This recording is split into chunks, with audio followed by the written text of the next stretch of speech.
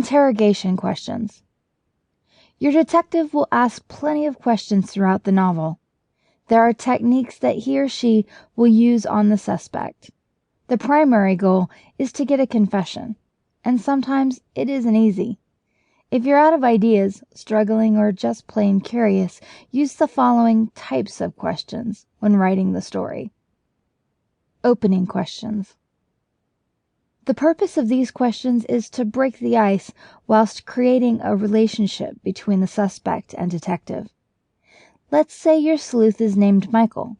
Well, he can, and usually, begins the interrogation with closed questions that the suspect can easily answer. Have Michael beat around the main topic until the suspect starts talking freely. Michael sits down in front of the suspect. "Is it warm enough in here for you?" he asks. "Would you like a cigarette or two? Have they treated you well?" Michael should have already established that he is the one asking all the questions.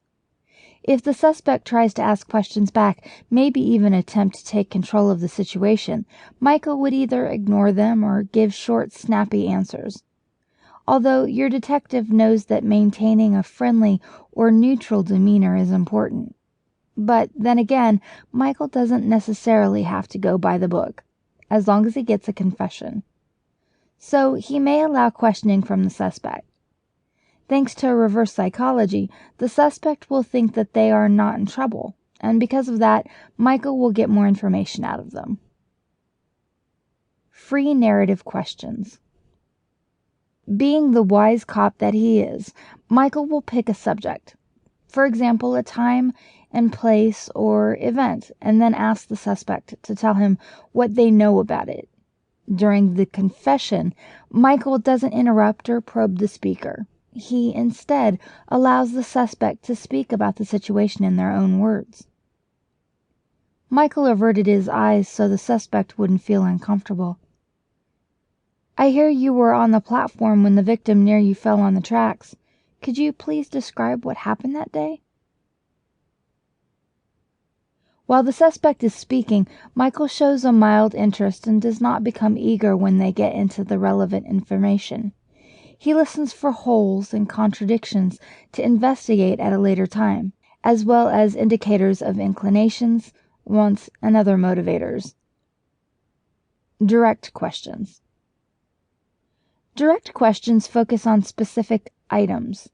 The answers will give your detective specific details, filling in the holes of the original story and exposing areas where the suspect refuses to talk.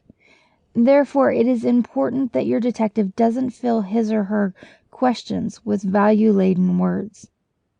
This means Michael shouldn't include his personal or strong views. For example, instead of saying the word rape, he says having sex. Whether the suspect raped the victim may or may not be true, but the fact that it implies guilt is bad in this case. One simple question at a time will be asked in order to receive a clear answer. Direct question. When you fought with the other person, did they hit you back? Value-laden question. When you attacked the victim, did he try to defend himself?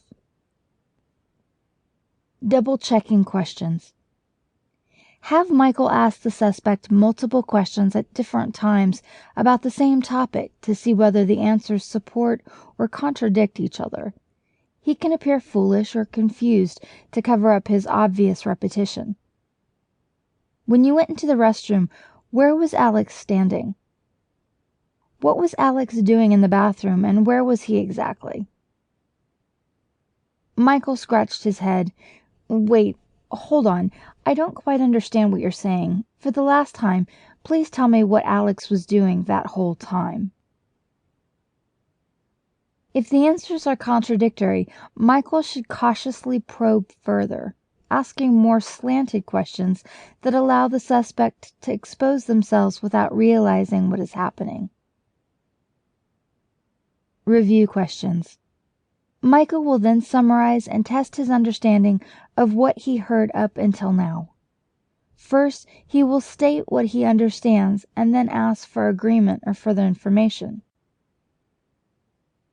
To keep listening to this audiobook, I've left you a link in the description so you can do it, at no cost thanks to Audible's 30-day free trial.